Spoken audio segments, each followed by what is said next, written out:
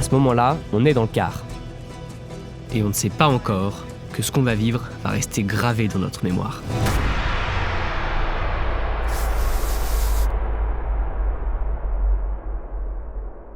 Interview Valentin, première. Une fois arrivé de ces 24 heures de car très fatigantes, un merveilleux habitant de Valpassos est venu nous chercher dans un magnifique camion qui conduisait à la portugaise, on va dire. C'est-à-dire très vite sur des routes de campagne très sinueuses, et c'est pas toujours rassurant, mais on est arrivé vivant. Moi, c'est Adrien.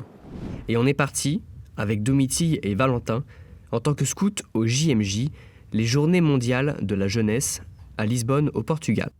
Avec un groupe de notre paroisse, on s'est inscrit avec le diocèse de Nanterre, qui organise une semaine pré-JMJ dans le nord du Portugal. En parallèle, on a appris que notre ville, la Garenne-Colombe, était jumelée à la ville portugaise de Valpassos. On a alors pensé que ces JMJ étaient l'occasion de faire vivre ce jumelage. On s'est donc échappé pendant 3 jours de l'organisation du diocèse pour vivre ce temps de partage à Valpassos.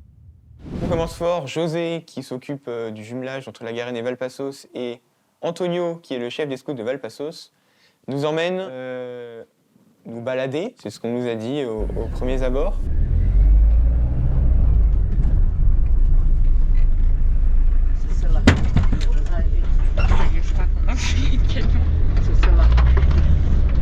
C'est le moteur qui est tombé ou...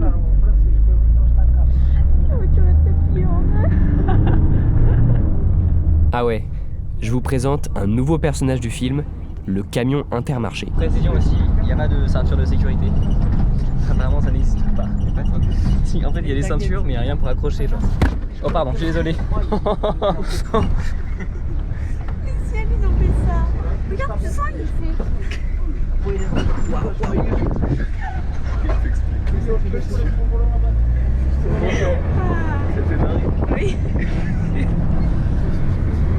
On avance dans la campagne portugaise. Est-ce que vous allez le recueillir? Ouais. Tiens. C'est bien. Bon non. Tu voudrais un? Ah, ils sont bons.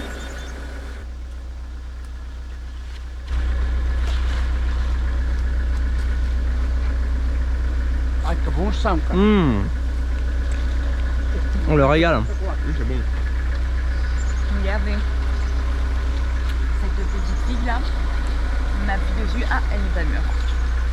C'est du grand art. Ça, c'est des figues, c'est pas ça chez ton marché que ça vaut rien. Tout patron. Là, vous avez une figue bien molle. Hein? Ça vaut rien? Ils sont bons, hein? C'est bon, ouais. Ça colle. Moi, Heureusement c'est bien stabilisé. Je vois pas ce que je fais. Il a pas une branche plus d'appareil. Allez, va dehors. Mouille pas trop. On finit par poser le camion à un endroit et on nous dit bon bah venez, on va marcher. Donc on part en pensant qu'on allait se balader une petite vingtaine, trentaine de minutes. Et finalement, on arrive à comprendre que au fur et à mesure, on allait marcher complètement 1h30.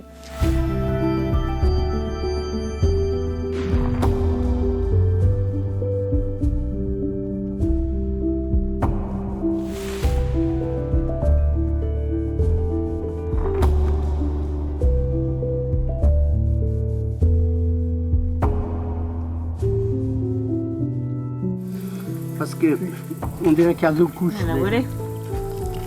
Un peu, oui. Oui.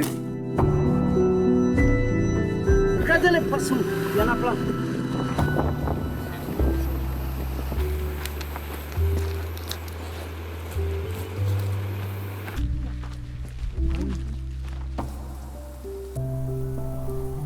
C'est fatigué et transpirant à cause de la chaleur qu'on arrive devant cette voiture. Mets dans le coffre. Vamos, vamos. Não tem que trabalhar, vá à frente, à frente. Vais là. Não, vá à frente, à frente. Nós vamos juntar aqui. Vais dans le Eu coffre, sou moi. mais jovem, vá à frente. Oh, não! Vais dans le coffre. Non, ça va pas. Ok, là vous l'aurez compris, il y a Domitille qui veut à tout prix monter dans le coffre. Mais c'était pour éviter cette situation. Aqui ninguém é obrigado, faz porque quer. Toute la voiture, moi. Il dit qu'ici, on n'est pas obligé, on fait parce qu'on veut. Parce qu'obrigado en portugais, ça veut dire que tu es obligé aussi. Ah. Obrigado, c'est obligado. On était 6 dans une Twingo.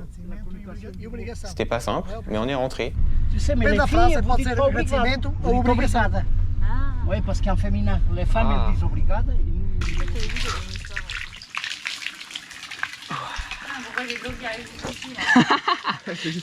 Et là, c'était la délivrance. Une petite fontaine pour nous rafraîchir en attendant la camionnette. Tranquillement. Est-ce qu'on peut noter la démarcation entre chaussettes et non-chaussettes? Moi, j'étais content d'être en short. Ça fait une trotte quand même pour le chercher. Ah ouais, c'est loin. À côté. Voilà, donc on est au Portugal, donc évidemment on nous amène manger. Manger pour 10 comme d'habitude. Donc on ressort au repu. Il est un peu long. C'est horrible. Mais je comprends pourquoi tu as mal dessiné aussi. On dirait un ballon de baudruche. C'était censé représenter le créateur des scouts, Baden-Powell. On parle toujours de la gastronomie française, mais au Portugal, on mange très bien aussi. Oui. Et puis, chez nous, c'est copieux. Les Portugais, ils aiment bien la quantité aussi. La qualité, mais en même temps la quantité. On est très ouvert, on sort beaucoup, on prend le petit déjeuner le matin à la pâtisserie, on va au café. On ne regarde jamais le foot à la maison, normalement on va regarder le foot au café entre amis.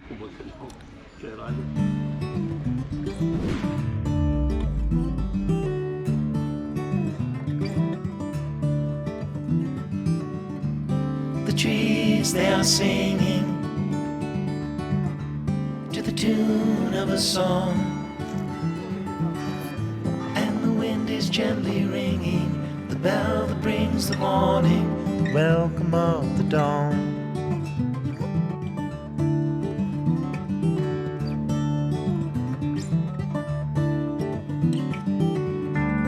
The voice of the robin, the call of the dove, the red leaves are falling, the barn owl is calling, the welcome of the dawn.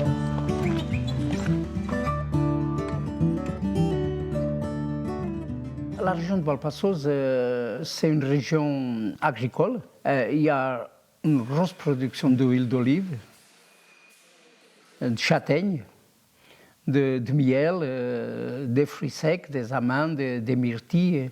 Il y a une grosse production de vin.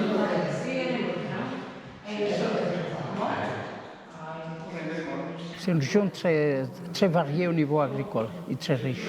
C'est comme ça. Ça descend, ça coule tout seul en fait.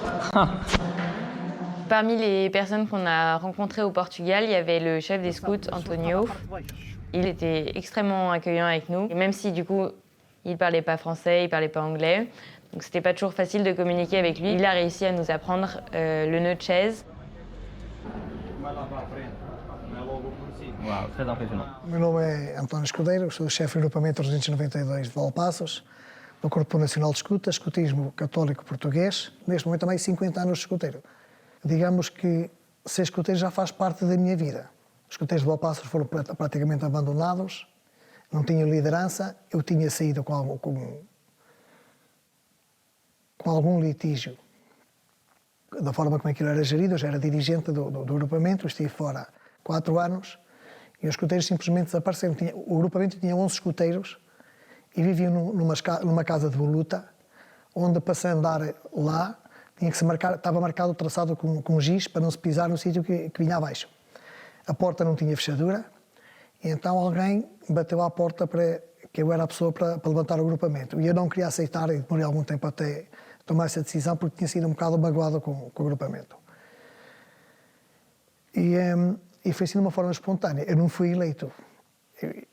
Foram 2 caminheiros que me pediram e eu assumi o cargo, no fundo, do escutismo em Valpaços, numa família. E hoje, se falar com qualquer escuteiro do agrupamento, diz que a segunda família deles é os escuteiros. C'est un gros camion qui nous réveille.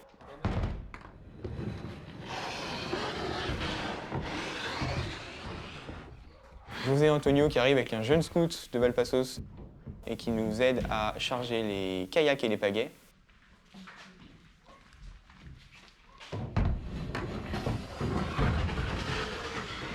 Les kayaks qui appartiennent aux scouts.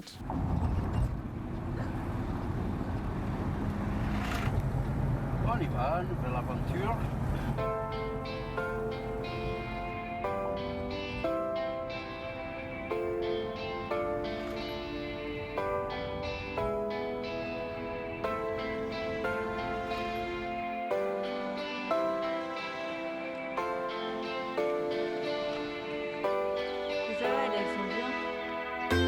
L'eau est fraîche, avec le soleil de la région, ça fait du bien.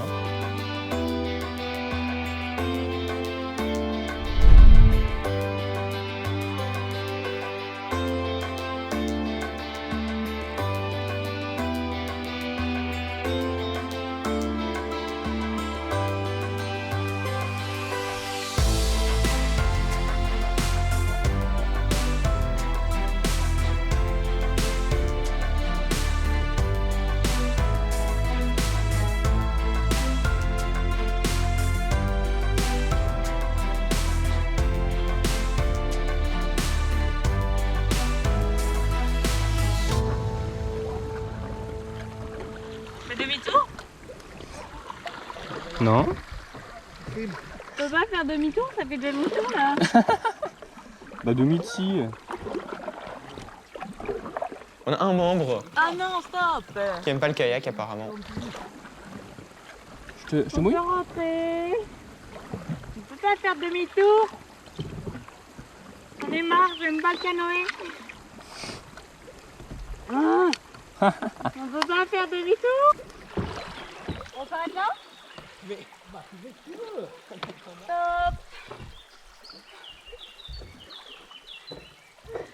Ah, on en a.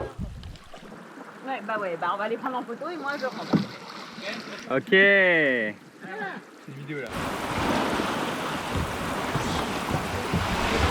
Tu m'as dit quoi? Ah, prends mon photo? Je filme.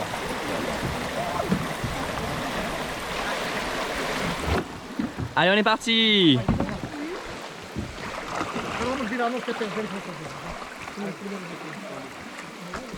Daniel, é uma esponja! Temos que fazer uma esponja! Et José non plus n'était pas rassuré. Voilà.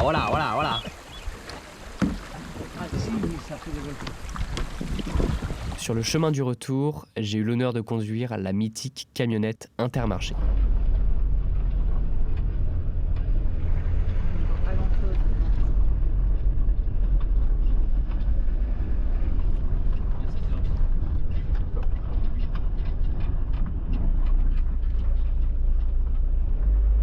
Galère Adrien là. Bom, é assim, os carros têm histórias particularmente diferentes, quer o Jeep, quer a carrinha. Às vezes é a oportunidade, vínhamos de manhã, conversávamos sobre isso, a oportunidade do momento. É a carrinha. Foi a primeira vez que ele falou comigo ao telefone, ligou-me, a ver se ele conseguia arranjar 20 esconteiros. Eu disse que era fanfarra antes, que fica melhor. Ele disse, eu não estou a ver bem o que é isso. Que ele não tinha estado na inauguração da fanfarra, tinha sido um vereador. E ele deu-lhe os parabéns, que nunca tinha sido tão bem recebido por um grupo de jovens.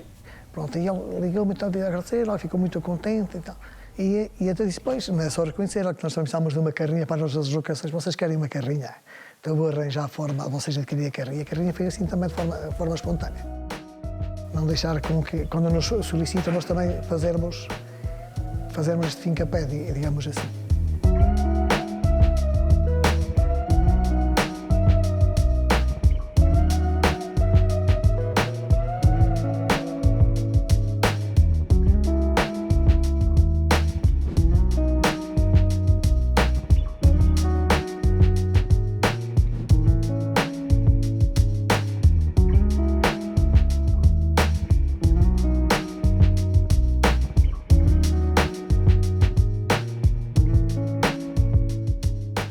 On a pu rencontrer des personnes qui étaient très accueillantes et un pays surtout qui est très agréable à vivre parce qu'en fait on sent que c'est un pays qui est sûr.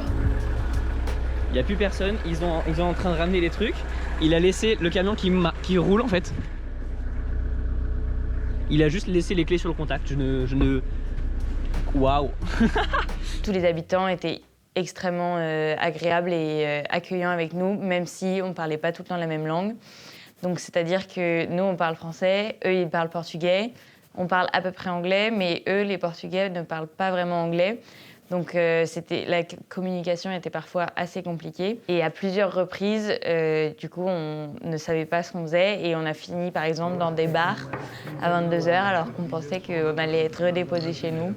Donc parfois, on a eu des petites surprises. C'était assez amusant, on va dire. On va à Rio Torto, apparemment. Mais tout va bien, il y a José qui nous suit.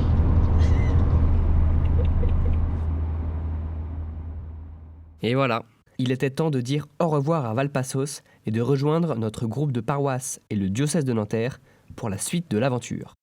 Retour, le chauffeur a eu quelques problèmes à nous ramener à Guimarães, diocèse dans lequel on nous attendait pour passer la suite de la semaine. On est arrivé, on a passé une soirée devant le château de Guimarães.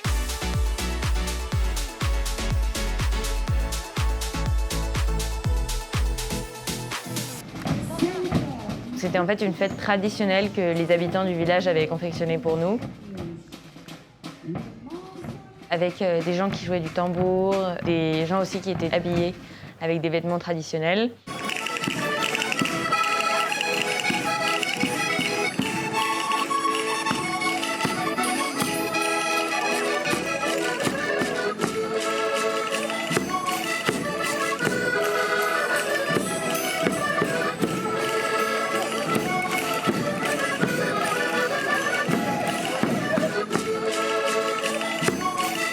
Nous, on revenait de 3 jours de Valpassos en folie entre nous et un peu dans un autre monde.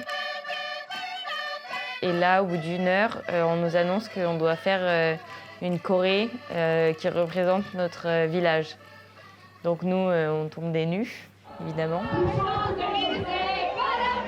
On était sous la pluie parce qu'il pleuvait des cordes. Donc là, on se retrouve sur scène, trempés, à chanter « Ramener la coupe à la maison ». Tu restes ici, tu dois rester ici. Allez, éteins, hop. Attends, moi, faut que j'aille derrière, du coup. Voilà. Ah, t'es pas d'endroit, Thomas. Totalement improvisé, donc évidemment, on n'avait pas préparé. Un bel accueil pour notre retour de Valpassos, voilà. Levé matinal, on a pris un téléphérique.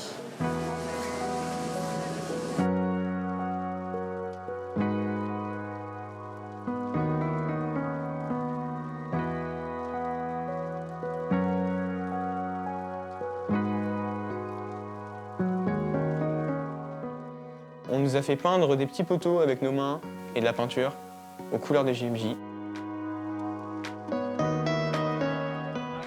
On fait un petit tour en train.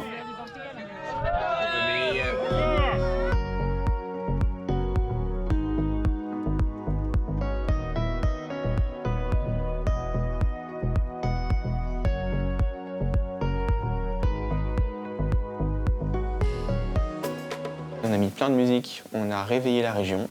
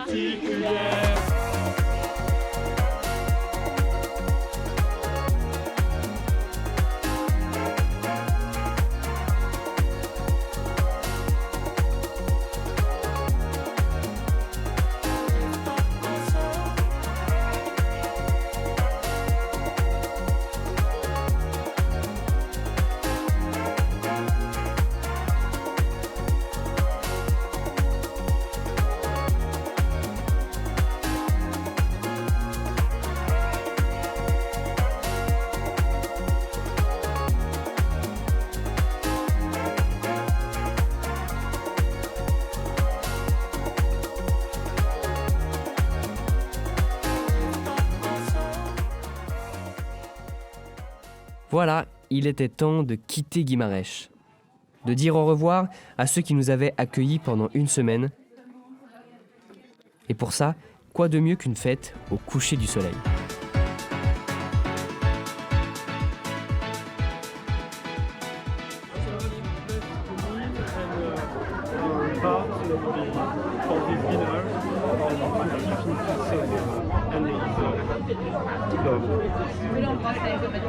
Que Dieu bénisse ce repas, nos cœurs et afin que nous restions dans sa paix.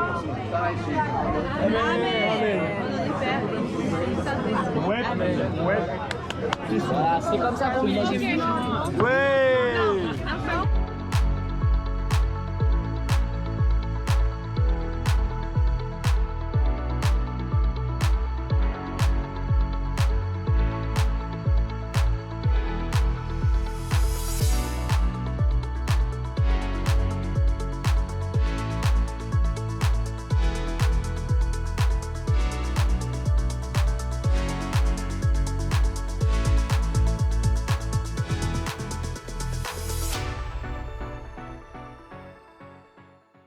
Les JMJ, c'est les Journées mondiales de la jeunesse.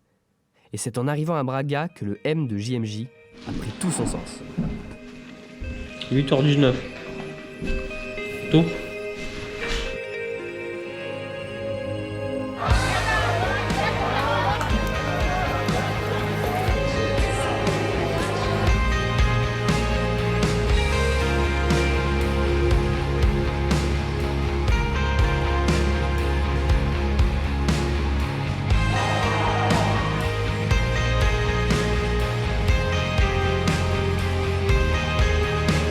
On a profité de la matinée libre pour aller visiter Dom Jesus.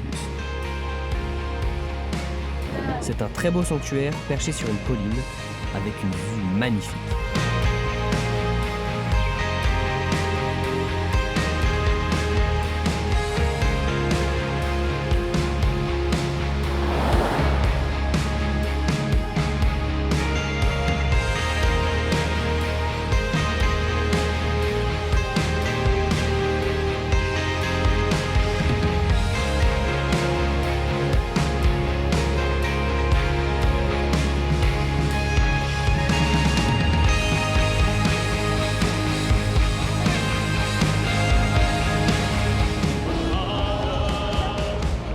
Là, on va assister à notre première messe internationale.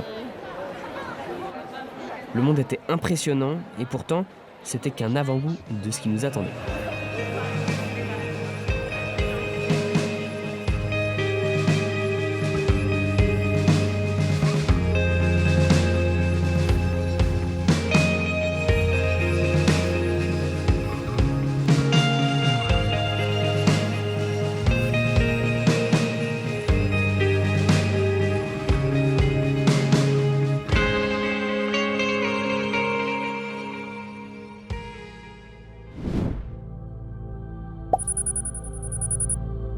Dernière étape avant Lisbonne, Fatima.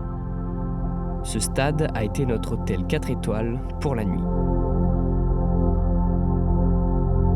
J'ai dormi sur des matelas dehors, j'ai dormi comme un bébé, presque parce qu'il y avait du sable sur le matelas, mais bon, c'est pas très grave. Et on a droit à un réveil en douceur, avec les laudes, par notre évêque Monseigneur Mathieu Rouget.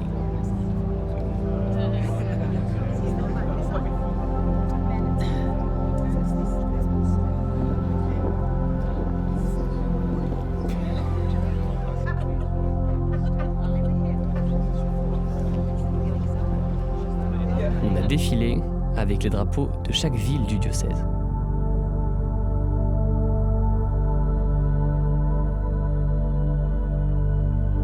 On est les derniers ou?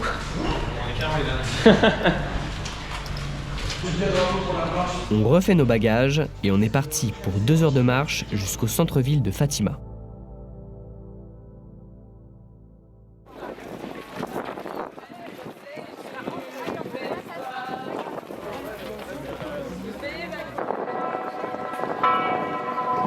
Beaucoup de gens sont rassemblés.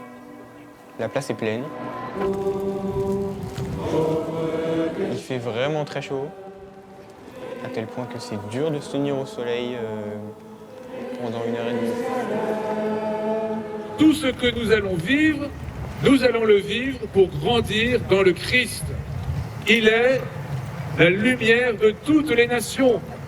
Et évidemment, cela prend un sens tout particulier quand nous venons de célébrer la messe avec des fidèles de France, bien sûr, mais aussi du Luxembourg, de l'Allemagne, des Pays-Bas, des États-Unis, de Cuba, d'Australie et de tant d'autres pays. On reprend le car pour la ville de Sesimbra, qui est la ville qui va nous accueillir et là où on va dormir à environ 1 heure de Lisbonne. Arrivé à Sesimbra, alors la galère, parce que on est censé avoir des QR codes qu'on scanne dans un commerce et qui donnent accès à un panier repas. Sauf que c'était la première fois que ces QR codes étaient activés et c'était pas simple. Donc on nous largue devant un supermarché qui est censé les accepter, mais qui ne les accepte pas. Donc on décide d'aller chez McDo, qui est le seul qui a accepté les QR codes dans le coin. On arrive là-bas, tout le monde s'est précipité là-dedans. Et il y avait beaucoup de monde, donc on arrive à avoir nos repas en 30 minutes. On ressort, on voit qu'il y a une queue qui fait littéralement 500 mètres. On avait regardé les horaires de bus qui correspondaient parfaitement, donc on arrive, on se pose sur l'arrêt de bus et en fait, on voit que le bus vient de passer. Et c'était le dernier bus. Donc on décide de rentrer à pied, on a 45 minutes de marche, avec tous les menus McDo, c'est-à-dire 8, alors qu'on était 3. On n'avait pas de quoi fermer les verres à boisson, donc au fur et à mesure qu'on marche, les verres se renversent. Ça mouille les sachets en papier qui craquent, on ne peut plus rien porter, c'est la galère. On finit par se poser à un arrêt de bus, attendre 30 minutes que je sais pas quoi, il y a un autre bus qui est arrivé, j'ai pas compris. On a chopé un bus, on arrive à rentrer. Finalement, on a pris 4 heures à aller chercher un repas, mais on a mangé. Après, on a dormi, on a fait rompiche, comme ça. Vous aurez pu constater, depuis les 30 minutes que ce documentaire a commencé, l'omniprésence des bobs-grenouilles. Il est alors temps de vous expliquer d'où ça vient. En amont, on s'est dit qu'il fallait un signe distinctif. Et du coup, on a choisi le bob-grenouille. On a trouvé que ça nous représentait et surtout que c'était mignon. Grande rigolote que je suis, j'ai fait une proposition, on va tous porter un bob-grenouille. Manque de chance, tout le monde a adhéré à mon idée. Donc, on était parti avec un bob-grenouille sur la tête pour 2 semaines. Voilà, donc magnifique signe distinctif, très distinctif, on peut le dire. C'était voyant. Parce que quand il y a 2 millions de personnes et qu'il faut retrouver ton équipe, un bob-grenouille, c'est vachement pratique quand même. Et c'était aussi un super moyen de sociabiliser. Et on se faisait des potes grâce à notre bob-grenouille. On faisait des photos avec des gens. Hello, do you want to do some trades? C'était le point de départ de beaucoup de conversations avec des inconnus. Premier jour où il faut qu'on aille à Lisbonne. Les cars étaient censés faire les allers-retours depuis la ville où on était jusqu'à la gare pour qu'on ait seulement à prendre le train pour aller jusque dans le centre de Lisbonne. Il s'avère que le premier jour, on est arrivé à Sesimbra à minuit. Donc le lendemain matin, petite surprise au réveil, message à 6 h du matin des responsables du diocèse pour nous expliquer que les cars ne pouvaient pas nous emmener jusqu'à la gare puisqu'ils n'avaient pas eu leur temps de repos réglementaire. Temps de repos réglementaire qui nous a bien contraints parce que nous, on se dit, bon, bah, c'est pas grave, on va prendre le bus. Donc, a priori, pas très dur d'aller à Lisbonne, sauf que les transports sont blindés, il y a beaucoup trop de monde. Bah alors, on n'est pas dans le bus? Bah non, il est complet. Non, il s'arrête pas. Là aussi, peut-être, mais non. Lui, il est vite. Oh là là. On aurait pu le détourner, moi je dis. Hein. On laisse passer, je sais pas, 2 ou 3 bus parce qu'ils sont complètement bondés. On finit par réussir à rentrer dans le 4e et là, une angoisse pas possible. Chaque arrêt, tous les gens qui veulent rentrer.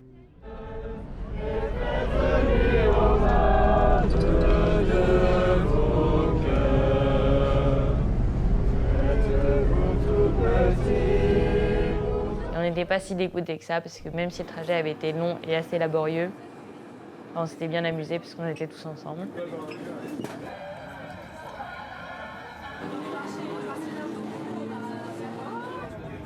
On finit par mettre 4 heures pour arriver au temps des Français, donc on arrive, disons une demi-heure avant la fin.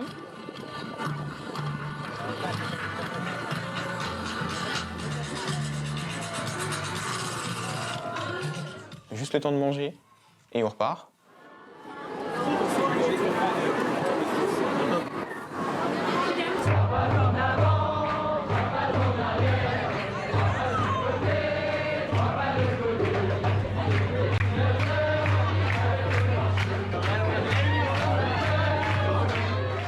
très peu de points d'eau dans Lisbonne et quand il y en a, il y a beaucoup de queues, donc on attend longtemps pour choper de l'eau. Il faut qu'on aille à la messe d'ouverture. Toujours les transports, vu qu'il y a 2 millions de personnes dans Lisbonne. Effectivement, on peut se douter que c'est bondé. Itinéraire bis parce qu'on est des petits malins. On arrive à la messe d'ouverture. Il y avait tellement de monde, c'est dur de se retrouver. Il faut qu'on passe par une certaine rue pour arriver dans le bon sens. Il y a une fouille à l'entrée, évidemment, parce qu'il faut que ce soit un peu sécurisé. On arrive, on se pose sous les arbres à l'ombre.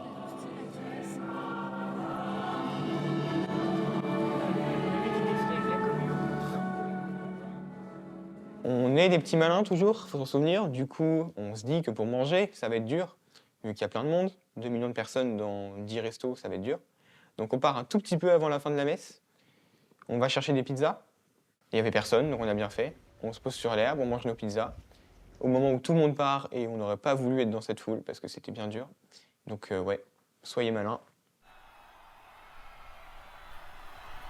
Il y a un temps scout d'organiser à Lisbonne. On ne sait pas du tout ce que c'est, mais on sait qu'il y a plein de scouts, donc on y va. On retrouve les compagnons de 2e année de Sainte-Marie, qui étaient aussi en camp au JMJ. Ce temps des scouts est un concert du compositeur du chant officiel des JMJ.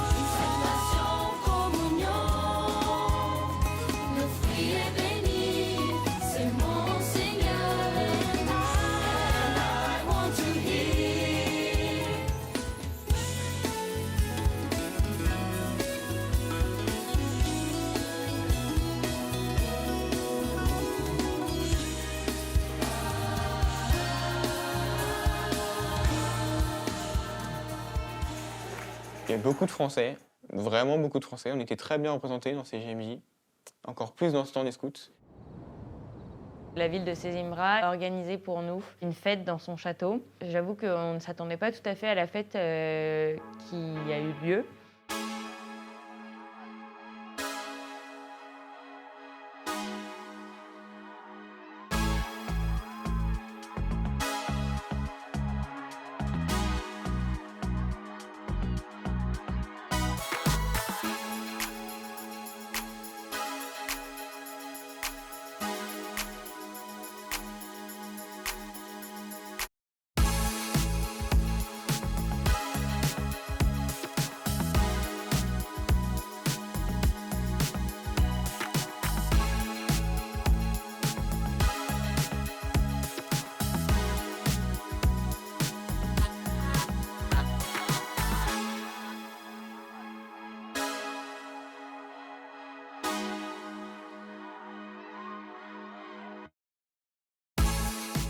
Il y avait un DJ, il y avait un bar où on pouvait acheter des bières, il y avait des stands où on pouvait acheter des hot dogs.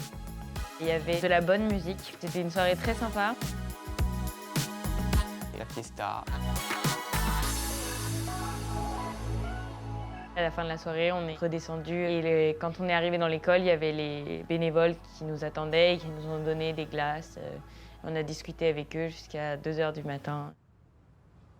On est à Sesimbra, qui est une ville de bord de mer. Il faut qu'on voit la mer quand même. Voilà. Ça, c'est un camp scout comme on les aime là. On s'attendait à la mer chaude, vu qu'il fait super chaud au Portugal. C'est pas ce qui est arrivé. Ouah, les glacés.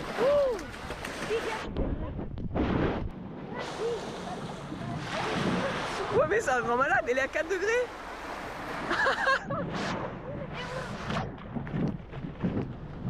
Ah, j'en ai dans l'œil. Ouah, ça religore son truc là. Ouais.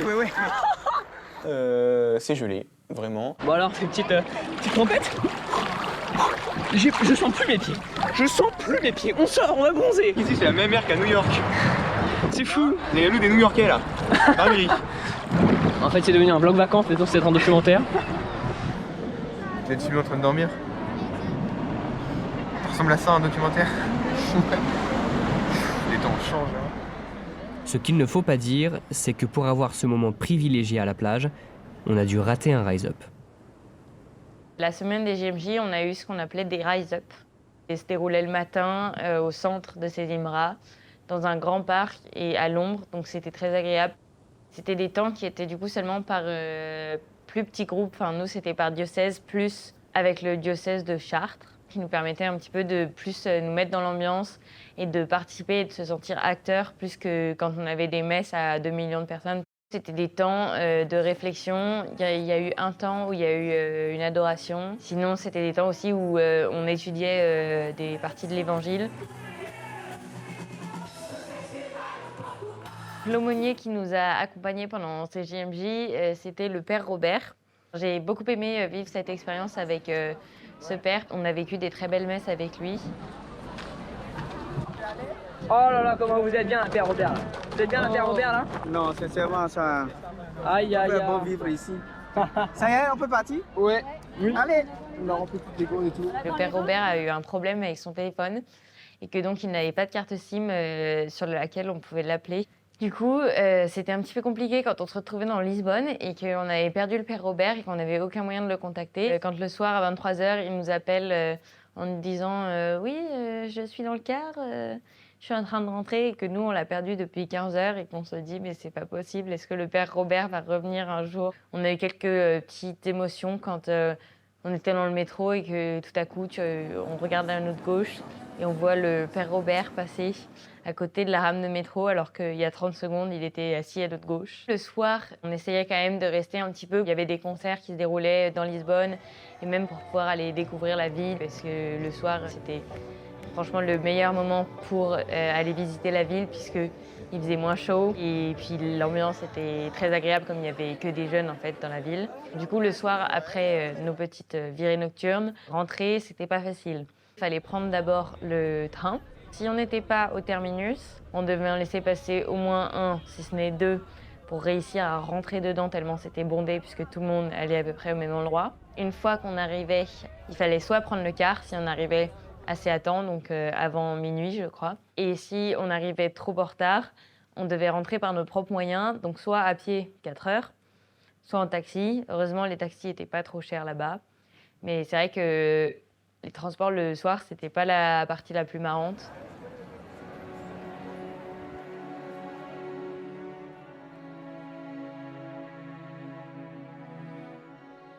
Et voilà plus d'1 million de jeunes réunis pour l'accueil du pape.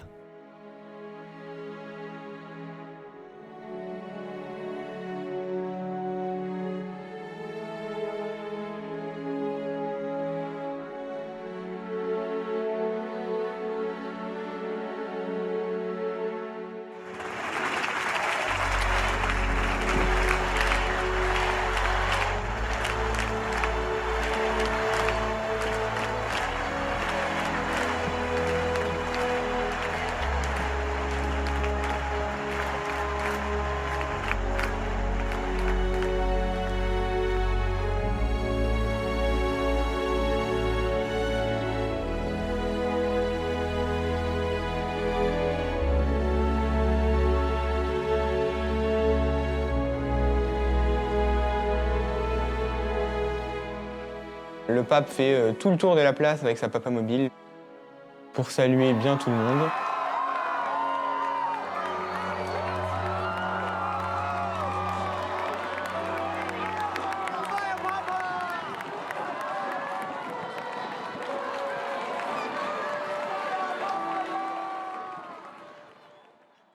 C'est le moment de faire nos bagages. On quitte Sidi Mra.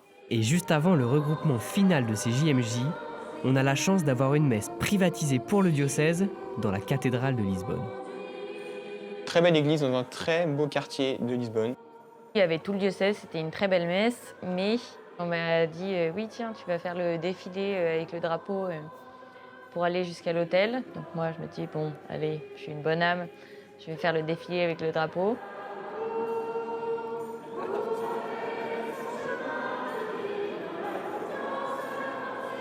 Puis en fait, après, j'ai compris qu'il ne fallait pas faire le défilé, mais il fallait rester derrière l'hôtel et porter le drapeau. C'était sympa, mais il faisait très chaud dans cette église. Et heureusement, Florence est venue me libérer au milieu de la messe et porter à ma place, voilà. Une fois la messe finie, on prend nos sacs et on marche direction une grande plaine sur les bords de Lisbonne, dans lequel on va passer 24 heures. On arrive mais dans des foules mais immenses, c'est-à-dire que tout le monde essayait d'avancer, mais évidemment personne n'avançait parce qu'on était beaucoup trop nombreux.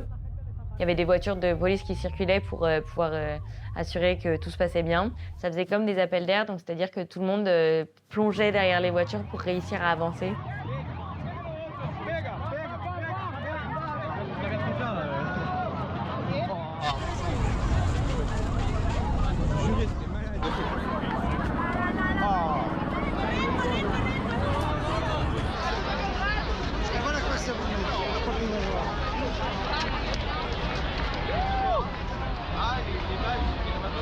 On est classé par secteur, donc on arrive à notre secteur, à notre numéro. Des gens à l'entrée nous disent non, il n'y a plus de place pour vous.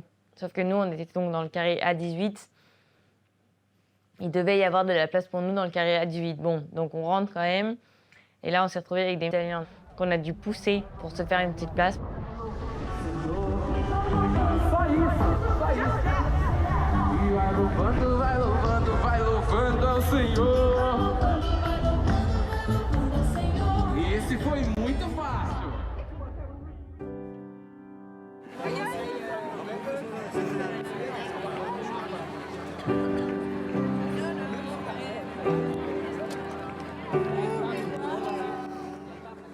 Pour moi, les JMJ, c'était une expérience incroyable, partagée avec beaucoup de gens du monde entier. Ça a été beaucoup de rencontres, des Français oui, mais pas que. C'était ma première fois au Portugal.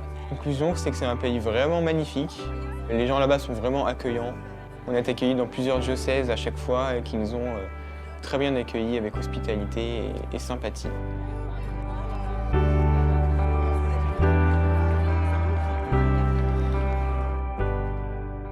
Beaucoup de bons moments passés avec des gens incroyables et de découvertes de plein de cultures différentes parce qu'on a quand même rencontré des internationaux, mais aussi même des légendes d'Anières. J'ai découvert des personnes incroyables. Je reviens aussi avec une flamme et une foi qui sont ravivées. Voilà, j'ai été très heureuse de faire la connaissance de tous ces gens et même de pouvoir découvrir le Portugal sous cet aspect-là. Les JMJ, c'était une expérience mondiale. Et c'est fou de se dire qu'on a partagé cette expérience avec des gens qui habitent à l'autre bout du monde et qu'on ne reverra jamais dans notre vie. Mais de se dire qu'à ce moment-là, on a vécu ce même événement, c'est assez fou.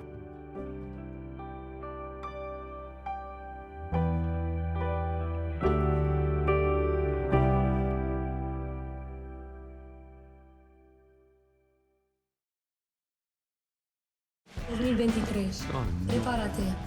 Listo. Parte. Apresúrate. Alégrate. Re. Agradece. Levántate. Il faut dire au monde ce qui se passe.